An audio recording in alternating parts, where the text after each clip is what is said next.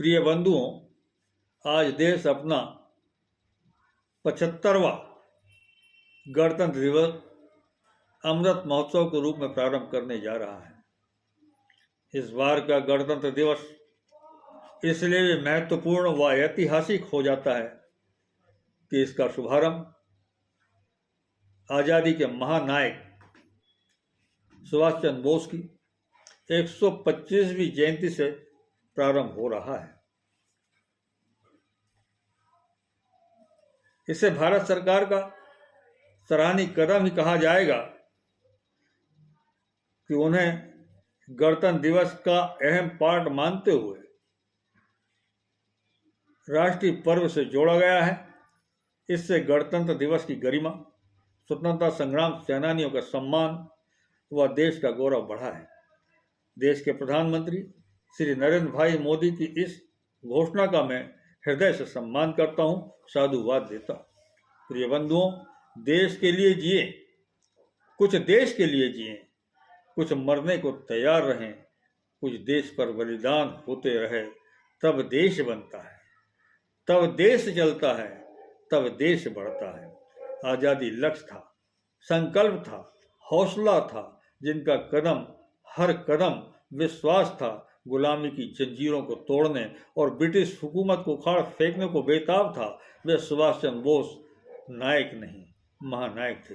क्रांतिकारियों के महानायक थे, क्रांति के महानायक थे, आज़ादी के महानायक थे, हिंदुस्तान के महानायक थे।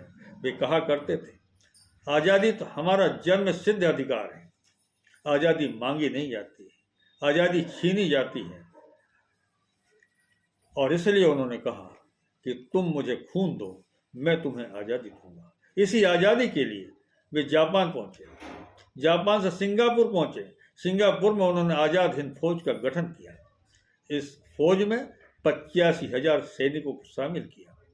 इसमें एक महिला विंग भी खड़ी की, उसकी नायक थी लक्ष्मी स्वामीनाथन। आज़ाद हिंद फौज को आधुनिक युद्ध के लिए तैयार करने में जापान ने बड़ी मदद की, बहुत सहायता की।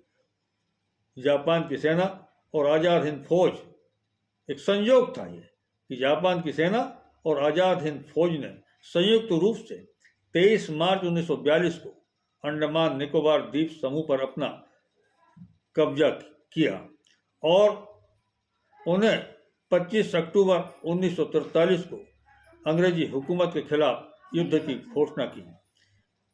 दिनांक 6 नवंबर 1943 को अंडमान निकोबार द्वीप की कमान नेताजी सुभाष चंद्र बोस की अंतरिम सरकार को सौंप दी गई।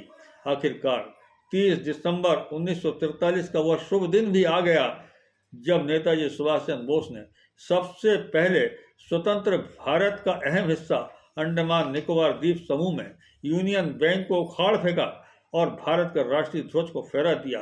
नेताजी सुभाष चंद्र बोस की सरकार को जापान, जर्मनी, फिलीपींस समेत 9 देशों की मान्यता प्राप्त हुई। बंधुओं, 1945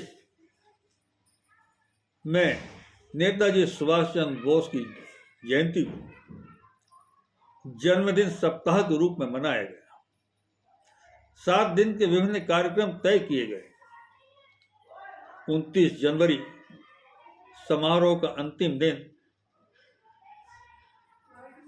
तब तय किया गया कि देश को आज़ाद करवाने के लिए नेताजी सुभाष चंद्र बोस को सोने से तोला जाए। उनके वजन भर सोना आज़ाद हिंद फौज को दिया जाए।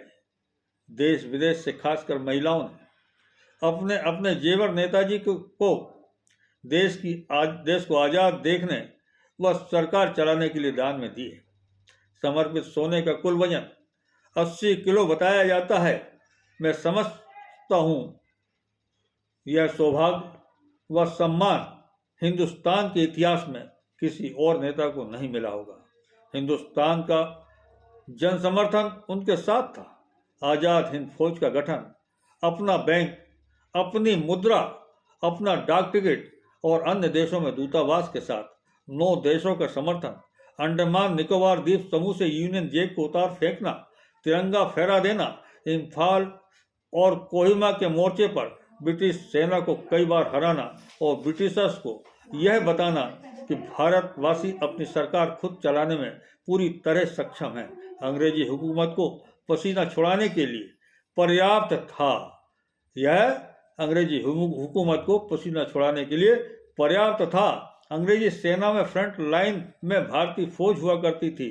अंग्रेजी हुकूमत को यह संदेह होना स्वाभाविक ही था कि भारतीय सेना किसी भी क्षण आज़ाद हिंद फौज का हिस्सा बन सकती है, और यह घटना अंग्रेजों के लिए भारत से खदेड़ने के लिए कारगर सिद्ध हुई। प्रिय बंधुओं, मुझे हंसी आती है जब कुछ तथाकथित पार्टी अथवा उनके लोग यह कहते हैं कि बिना तोप, तलवार, ढाल और हथियार के हमने लड़ाई लड़ी और हिंदुस्तान को आज़ादी दिलाई, आज़ादी हमने दिलाई। सच नहीं है मेरे भाई। सच्चाई तो यह है 1857 से 1947 तक 90 वर्षों की अवधि में 14,500 नाम, चर्चित नाम लिस्टेड हैं, जबकि गुमनाम क्रांतिकारियों की, बलिदानियों की सूची कहीं इससे अधिक और बहुत अधिक हो सकती है। यह आज़ादी हमें दान में नहीं मिली है। 18 बंधुओं, सच कहूं तो यह आज़ादी सुभाष चंद्र बोस जैसे क्रांतिकारियों के पुरुषार्थ से हमें हासिल हुई है।